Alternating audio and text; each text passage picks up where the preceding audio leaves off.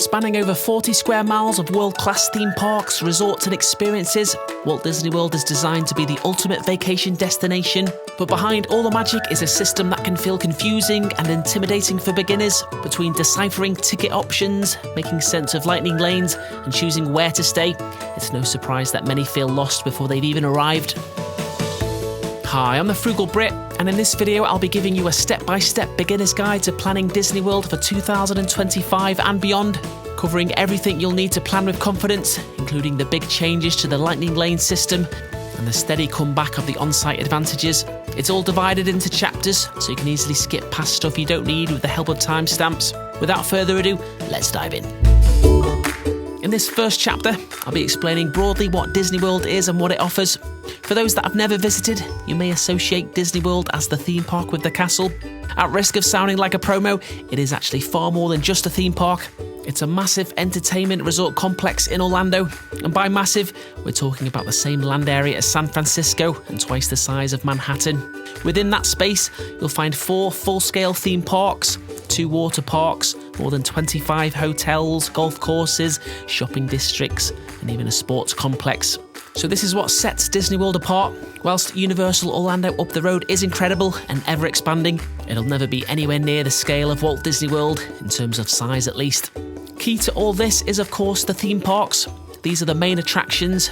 I'll give a brief and broad overview of each park, but I did recently do updated attraction tours for all the parks if you want a more detailed tour. I'll link to these in the video description. The oldest Disney World park is Magic Kingdom, which opened in 1971, located towards the top of Disney World. This is the most recognisable Disney park, the one with Cinderella's castle. It's all about classic Disney, with lands themed around fairy tales, adventure and the future. It's the best park for families with young kids, but honestly, it's a must for anyone visiting Disney World. Its newest ride is Tiana's Bayou Adventure, which replaced the old Splash Mountain. We've also got the Tron Light Cycle Run thrill coaster, which opened a couple years ago. Epcot is the second park, which opened in 1982, located in the middle of Disney World. You'll likely be familiar with its geodesic sphere that resembles a golf ball. This is Disney's most unusual park, originally designed to recreate the magic of the World's fairs from the 60s and beyond, with half of it devoted to futurism and the other half containing pavilions based off of different countries, with top-tier restaurants spread throughout. It's in this half of the park where the Frozen Ever After ride is located. World Showcase is also known for its seasonal festivals, which run almost year-round. Outside of World Showcase, you have Disney World's biggest headliner currently, which is the Guardians of the Galaxy Cosmic Rewind indoor coaster. Next, we have Disney's Hollywood Studios, located just south of Epcot. Originally, this park was designed to be a behind-the-scenes look at how movies are made, with sound stages and live productions. But over time, it's evolved into an immersive park that celebrates some of Disney and Pixar's biggest franchises. This year, we'll see construction begin for Monstropolis, replacing Muppet Vision and the Grand Avenue Land. For the 4th theme park, we'll head to the far southwest corner of the map for Disney's Animal Kingdom, which is sort of part theme park, part massive wildlife preserve. In my opinion, the most beautifully and impressively themed park. In its early years, it did sort of have the reputation as being the least fun park in terms of attractions. Whilst it still has the smallest number of rides, the park has improved massively in terms of experiences since it opened, helped by Avatar Flight of Passage. In the coming years, we can also expect new attractions in the new Tropical America's Land. So that's the 4 theme parks covered, but we also have 2 water parks located near the bottom of the map. These are Typhoon Lagoon and Blizzard Beach. Typhoon Lagoon is themed like a tropical island hit by a storm, whereas Blizzard Beach is themed to a ski resort that's melted down. Unfortunately, since the pandemic, these parks operate on a rotating seasonal schedule now, with one park open while the other undergoes maintenance. Over in the southeast corner of the map, we have Disney Springs, formerly known as Downtown Disney. This isn't a park, more of a break from the parks. People visit for shopping, dining and entertainment. Admission and parking is free. Something for everyone. Big name brands, giant souvenir stores. It's also a hub for entertainment and nightlife, with live music, an AMC theatre and a Cirque du Soleil show. Now, while Disney World is the biggest resort in the area, just up the road you'll find Universal Orlando Resort, a major theme park destination in its own right, offering up 3 theme parks to Orlando vacationers. These are Universal Studios Florida, Islands of Adventure, and the brand new Epic Universe debuting this year, as well as the Volcano Bay Water Park. A lot of Disney World first-timers often assume that the Wizarding World of Harry Potter is part of Disney, but it's actually part of Universal, spread across all 3 of its theme parks. So if you want to visit Diagon Alley and Hogwarts Castle, make sure you buy a Universal ticket as well. Next, we'll talk about characters, which are a big part of what makes a trip to Disney World special. In this part, I'll talk you through the different ways you can experience these encounters. First up is the traditional meet and greet, which is your classic one-on-one character interaction. You wait in line, meet your favourite Disney character, get a hug, take some photos, and maybe even grab an autograph. These happen at set locations around the parks, often with elaborate themed backdrops. If waiting in line for a character isn't your thing, you can see them in parades and stage shows. Magic Kingdom's Festival of the Fantasy Parade is one of the best ways to see a ton of characters all at once. Each park has its own shows where characters perform, talk, and sometimes interact with the audience. For a more relaxed way to meet characters, you can book a character dining experience. These are restaurants where Disney characters walk around and visit your table whilst you eat. It's a great way to avoid waiting in long lines, but keep in mind, expect to pay a premium for the experience. Choosing where to stay for your next trip is arguably the biggest decision you'll make. Disney has 20 hotel resorts to pick these days, which offer unique theming and perks to entice guests to stay inside the Disney bubble. Whilst the on-site advantage has felt in decline in previous years, we have recently started to see some improvements, as we'll cover. The Disney World resorts are split into 3 main categories, which are value, moderate, and deluxe, each providing different levels of amenities and perks. But all Disney-owned hotels come with key benefits, such as free parking, reintroduced last year.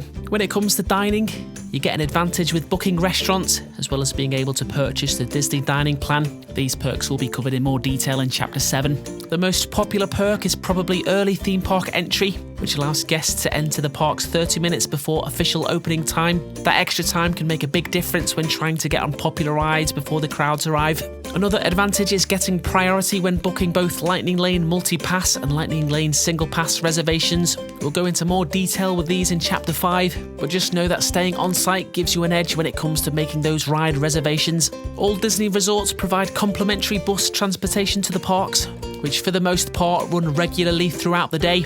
Another benefit is that starting this year, Disney Resort hotel guests will also get complimentary admission to a Disney water park on their day of check-in.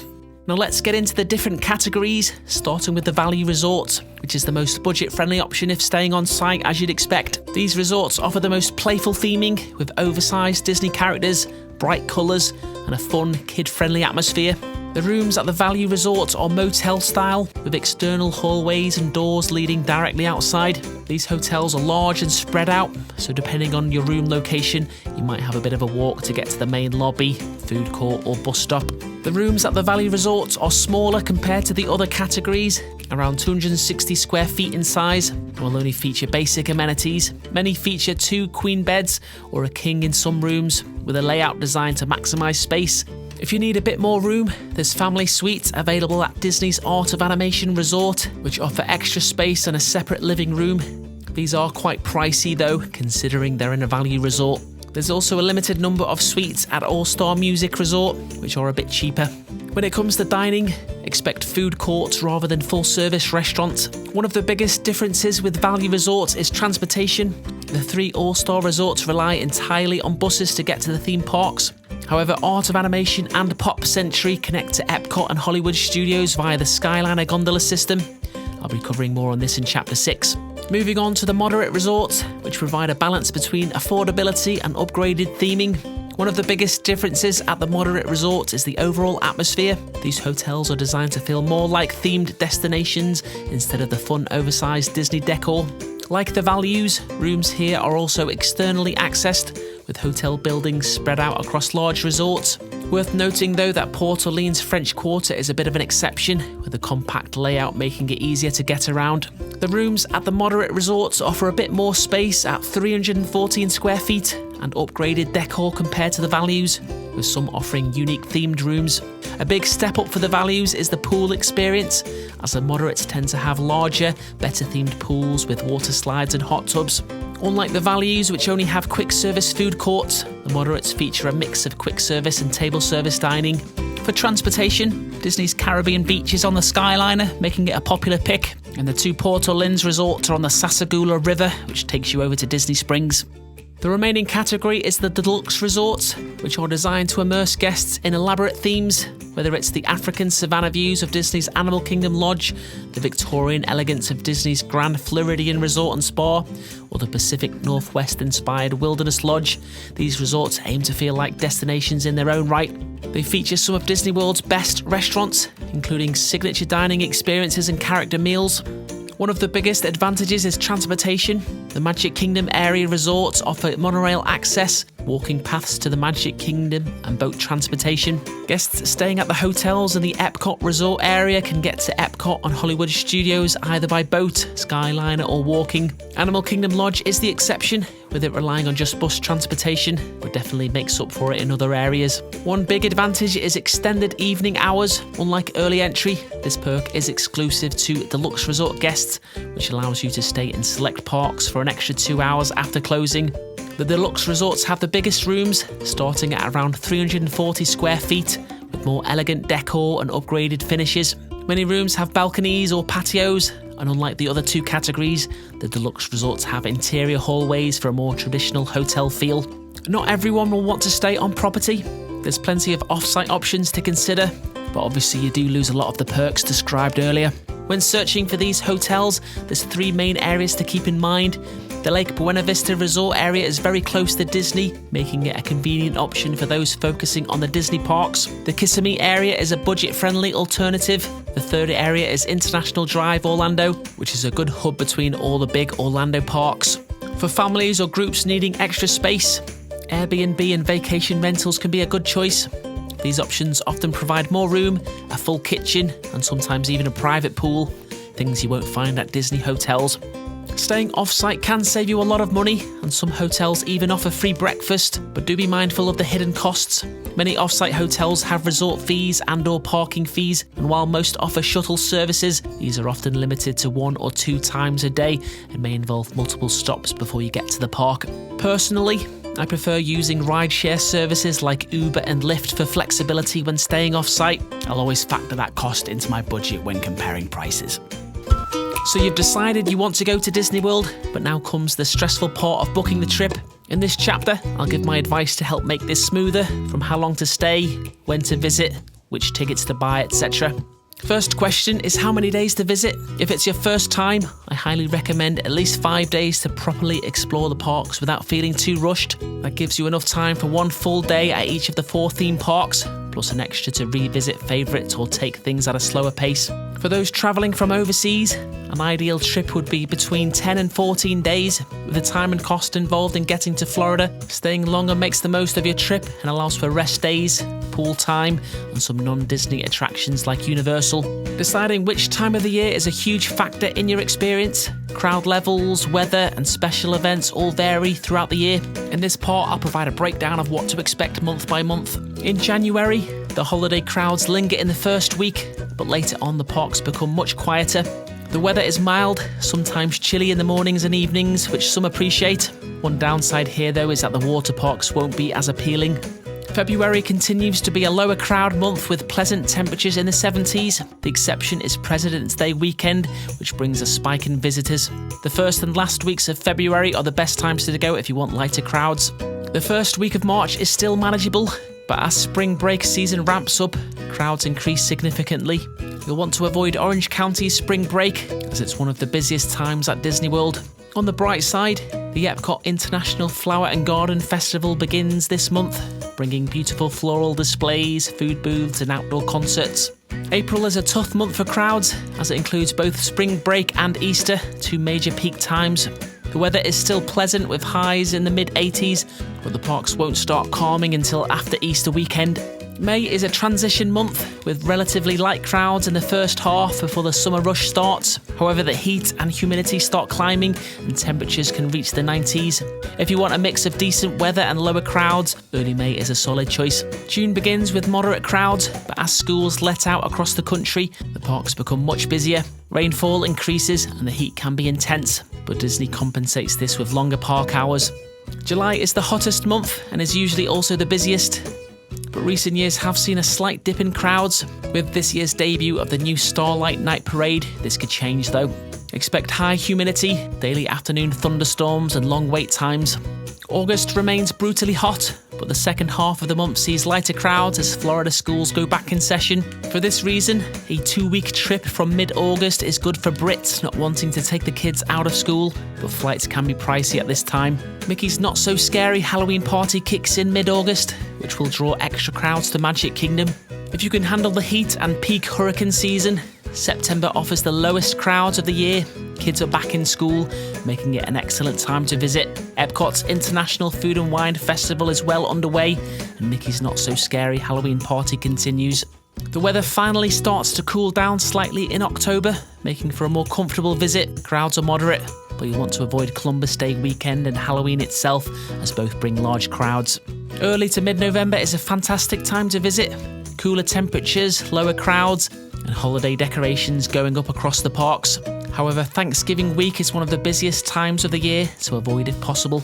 The first 2 weeks of December offer a great mix of festive decorations and manageable crowds. The Christmas events like Mickey's Very Merry Christmas, Epcot's Festival of the Holidays, as well as Hollywood Studios' Jollywood Nights are in full swing. However, the weeks of Christmas and New Year's are some of the most crowded and expensive times to visit. Moving on now to deciding where to book. Booking directly with Disney will generally give you the best prices. I'd recommend checking out the deals page on the website. The good thing is, if a better deal pops up after you book, you can always phone up and ask them to apply that discount instead later down the line. Plus, Disney allows hotel cancellations for a full refund up to 8 days before arrival, meaning you can book early without risk. But for vacation packages, you'll need to give 30 days. When booking off-site hotels, many will book via a big travel company, but I found that using Google's hotel search tool yields the cheapest rates, although best prices tend to be with companies with questionable customer service. Park tickets can be confusing for Disney World, so here's a breakdown of the different categories. The first ticket type is the standard tickets. These give you access to only one of the 4 theme parks per day. Prices vary by date, with peak times being more expensive. The more days you buy, the lower per day cost. The next ticket type is Park Hopper.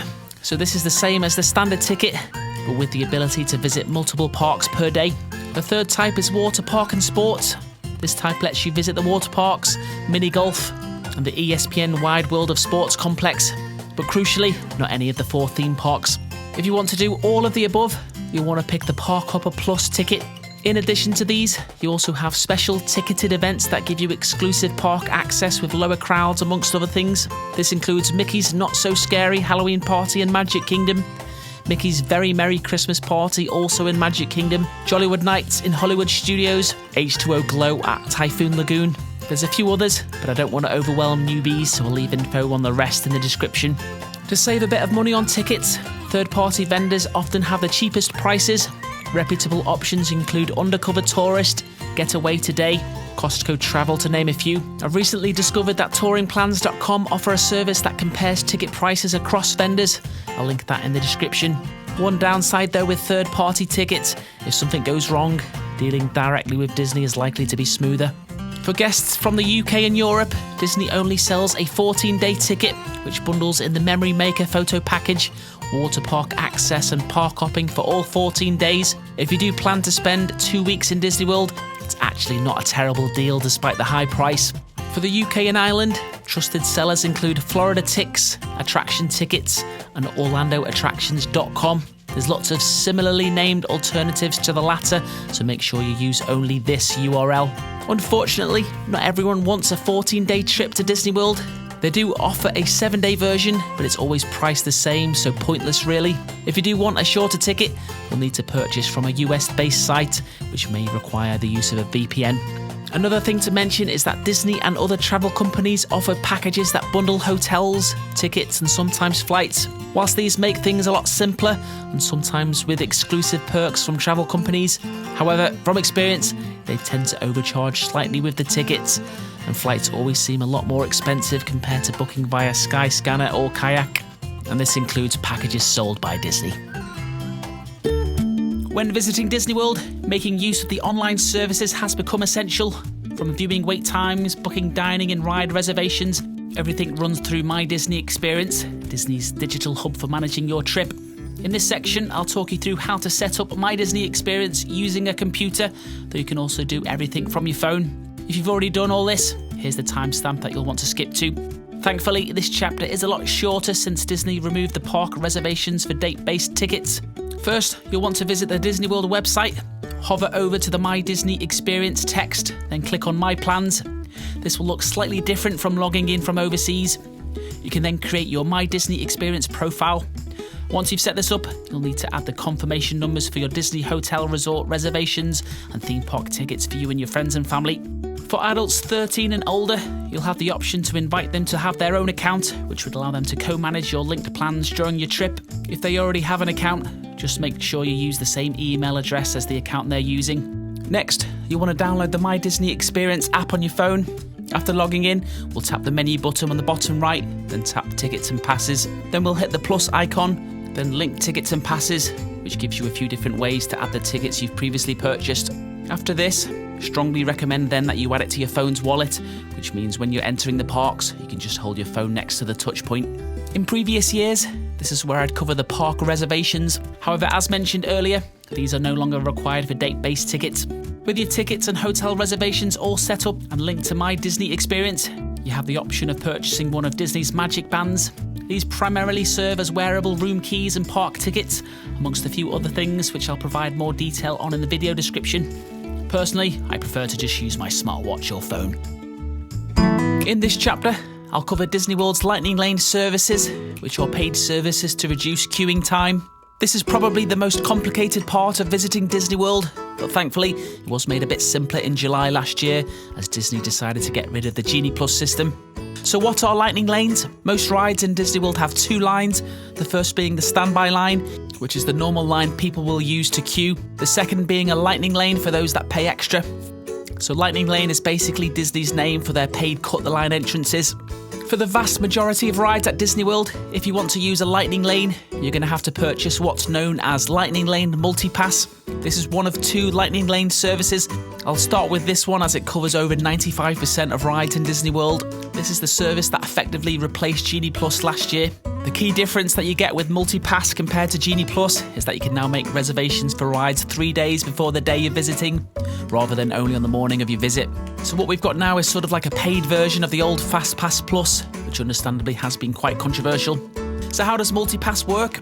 Prices range from $15 to $39, roughly depending on the time of year. What you get for this is you can pre-select up to 3 rides from the park's eligible list, picking a time to come back and use the Lightning Lane. After you tap into your first reservation, you can keep adding more, one at a time, as long as there's availability. This includes rides in the other parks. With Multipass, it's important to understand that some parks have Tier 1 rides, which are the most popular ones. Then there's Tier 2 rides, which are much easier to get. You can only choose one Tier 1 ride in your first 3 picks, but after you tap into your first ride in the park, tiers no longer apply for new selections. The exception to this is Animal Kingdom, which doesn't use a tier system at all, meaning you can pick any 3 eligible rides in advance without restrictions.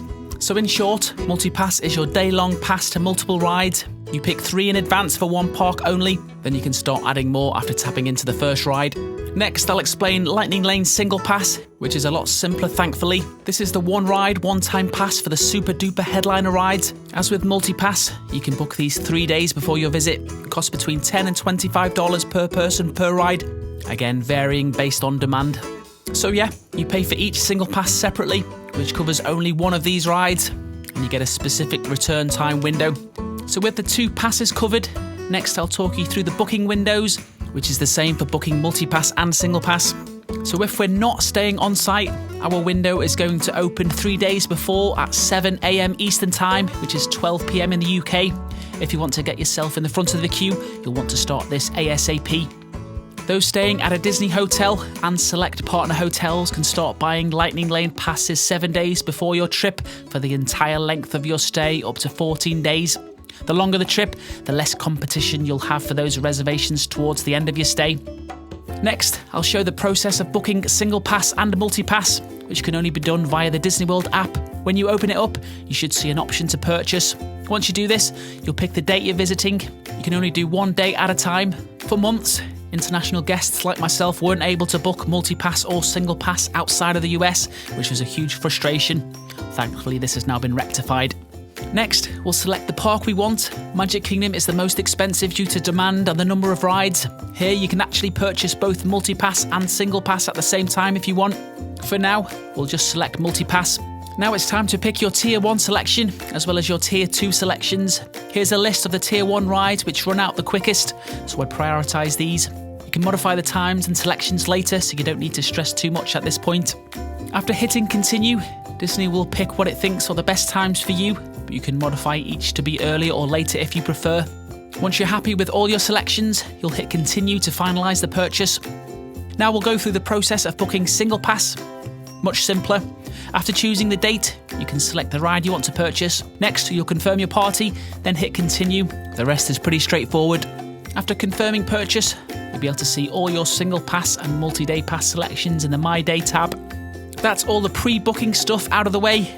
Now we'll delve into day of strategy. So each reservation that you make will be a 1-hour window, during which time you tap into a Lightning Lane entrance. Worth noting that you can tap in 5 minutes earlier than the window. There's also a grace period of 15 minutes after the assigned window where the cast member will almost certainly allow you in, but best to avoid if possible. As soon as you tap into your first ride, the system then lets you pick a new ride, assuming there's still availability through the park. If you have a park hopper ticket, you can select the Lightning Lane in a different park if you wanted to. From this point onward, you keep repeating the process of tapping into a ride, picking a ride, tapping a ride, and so on. You don't have to wait until you come off the ride to make your next reservation. As soon as you're tapped in, you'll be able to make another selection.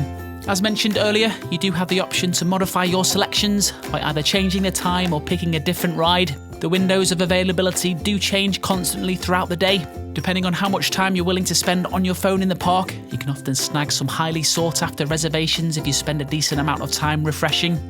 You'd be surprised how often Disney will throw in extra availability throughout the day, even for the most popular rides.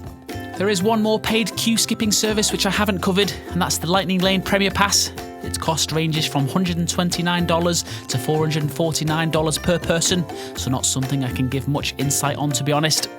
But what I do know is that instead of picking time windows, you can just show up to the Lightning Lane at any time during the day, once per ride. It covers every ride's Lightning Lane in the park, but doesn't allow park hopping. So that's all the Lightning Lane services covered. One thing I should point out, you do still have to queue when you use a Lightning Lane, but it will be a lot less than the standby line. For the popular rides, the wait tends to average at around 20 minutes. So do you need these services? Is it essential to have a good time at Disney World? I would say 1000% no. A clever itinerary can help you navigate around long wait times.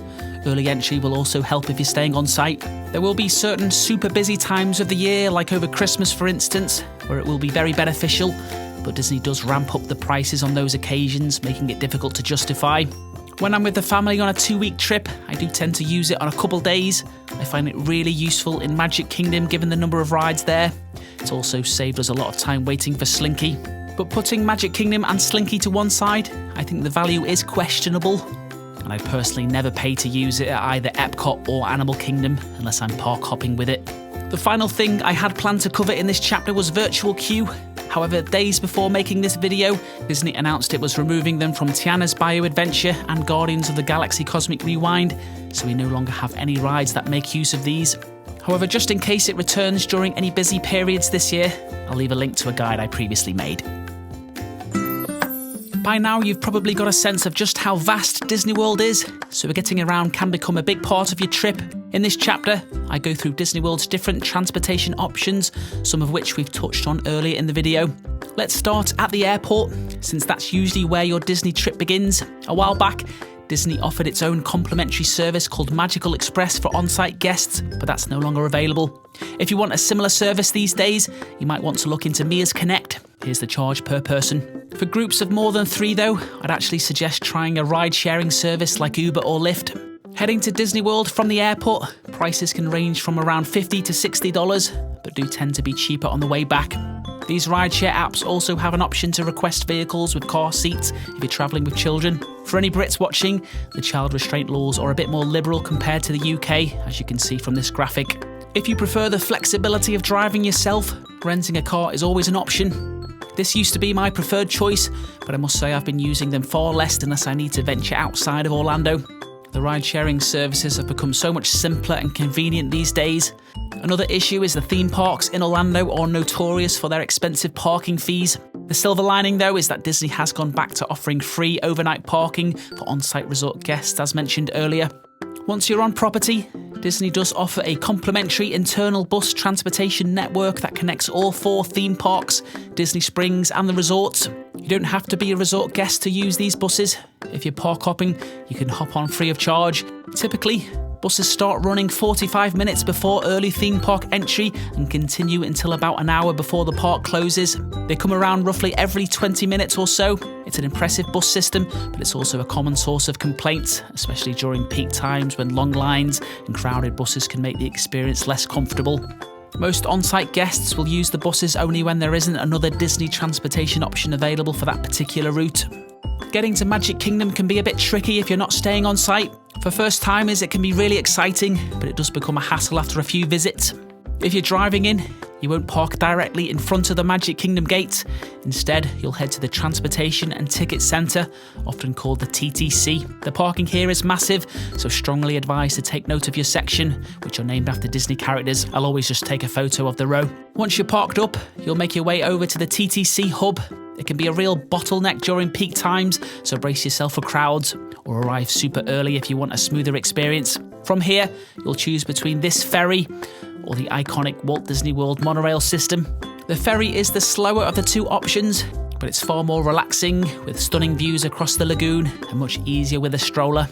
The Walt Disney World monorail has 3 lines, all connecting at the TTC. The first line is the resort monorail, which loops between the TTC and the Magic Kingdom and 3 resorts, which are Disney's Polynesian Village, Disney's Grand Floridian Resort and Spa, and Disney's Contemporary Resort. The second line is the Express monorail, which follows essentially the same route as the resort monorail, but skips the resort stops and travels directly from the TTC to the Magic Kingdom in the opposite direction to the resort line. Finally, there's the third monorail line that runs from the TTC straight over to Epcot, giving you a direct route between these 2 parks without having to transfer. If you're staying at the Polynesian Village, Grand Floridian or Fort Wilderness, you also have the option of taking a scenic water taxi to the Magic Kingdom. These boats are smaller than the ferry, but offer a peaceful, direct ride across the 7 Seas Lagoon.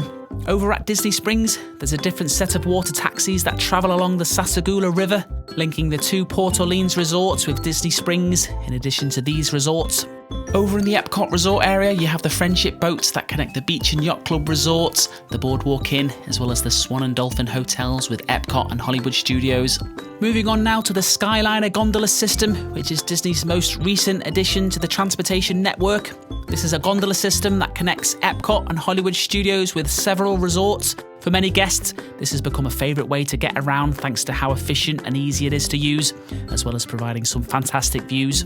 So that's the rundown of Disney World's transportation system. As we covered in the resorts chapter, Animal Kingdom only has buses, so nothing extra there. Overall, I would say transportation is a bit more efficient and convenient at the Universal resorts, but this is largely due to the difference in size. Dining at Walt Disney World can be overwhelming. There are countless restaurants, snack stands and lounges scattered throughout. In this chapter, I'll give a bit of an introduction to help you navigate your dining choices across each park. Starting in Magic Kingdom, dining here doesn't have the best reputation compared to the other parks. The menus lean towards simple, fussy, eater-friendly fare. However, there are a few exceptions. For instance, Skipper Canteen, which happens to be my personal favourite in the park, offers more adventurous, world-inspired dishes themed around the Jungle Cruise attraction. The most popular restaurants are Cinderella's Royal Table and Be Our Guest. These are the most sought-after reservations. Cinderella's Royal Table is located inside Cinderella's castle, offering a regal dining experience with character appearances, while Be Our Guest is themed around Beauty and the Beast, letting you dine in ornate rooms straight out of the film. Both can be tough to book, questionable value in terms of quality, but the theming and immersion makes them bucket list favourites for many Disney fans. Moving on to Epcot, the park easily outshines Magic Kingdom for dining. You'll find a much broader variety of international cuisine, especially around World Showcase. Each pavilion represents a different part of the globe, with most having at least one table service restaurant, along with quick service counters or snack spots. Beyond that, Epcot hosts rotating festivals throughout the year, featuring seasonal food booths and creative small plates. There's also impressive restaurants outside of World Showcase, You've got Garden Grill and the Land Pavilion, which is a character dining experience set in a slowly rotating restaurant. Next to Mission Space, you've got Space 220, which simulates dining aboard a space station. The dining room features panoramic views of space, incredible theming, though reservations can be tough. Over to the next park. Hollywood Studios places bigger emphasis on immersive experiences compared to the other parks. You've got the Sci-Fi Dining Theatre, where you'll sit in vintage car booths and watch old sci-fi clips on a big screen. At the 50s Primetime Cafe, you'll be treated or scolded like family in a mid-century American kitchen. Then there's Roundup Rodeo Barbecue, a newer edition which immerses guests in a Toy Story-inspired backyard cookout with a family-style menu of barbecue cuisine. If you're a Star Wars fan, you'll also want to check out the quick service spots in Galaxy's Edge, like Docking Bay 7 Food and Cargo, or Ronto Roasters for some galactic twists on familiar dishes. For those looking for a more refined dining experience, the Hollywood Brown Derby is the park's signature restaurant, a favourite among critics, providing a more upscale menu. Over in Animal Kingdom, the experiences lean toward exotic and adventurous cuisine. The general consensus is that it has the second best lineup of restaurants after Epcot. Restaurants like Yak and Yeti blending Pan-Asian flavours in a setting designed to resemble a Nepalese-style expedition outpost, while Tiffin's, the park's signature dining restaurant, delivers a more upscale menu inspired by global regions. The quick service is where Animal Kingdom really shines. The standout is Satuli Canteen in Pandora, which offers customisable bowls that feel healthier and more creative than your typical theme park food. The downside with the Animal Kingdom is that it is harder to find places for picky eaters. If you do fall into that category, I'll leave some recommendations for each park in the description. As mentioned earlier, many of the most popular restaurants at Walt Disney World get booked up very quickly, sometimes right when reservations open.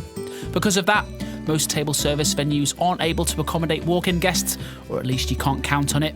So if you've got your heart set on a restaurant, it's crucial to book as soon as possible. You can make dining reservations 60 days in advance, with availability typically going live at 6 a.m. Eastern. That's 11 a.m. for UK visitors.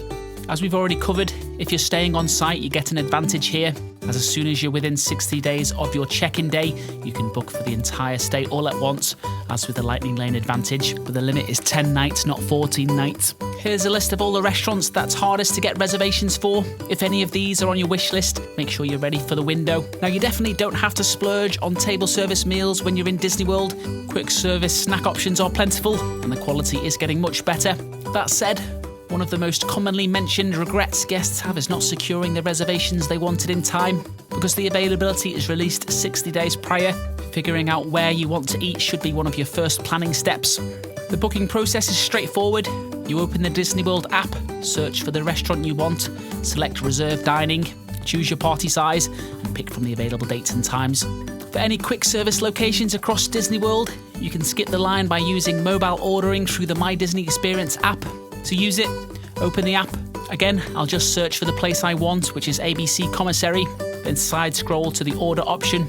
First, you'll need to pick a 30-minute arrival window. At this point, you can browse the menu, and the rest is very straightforward.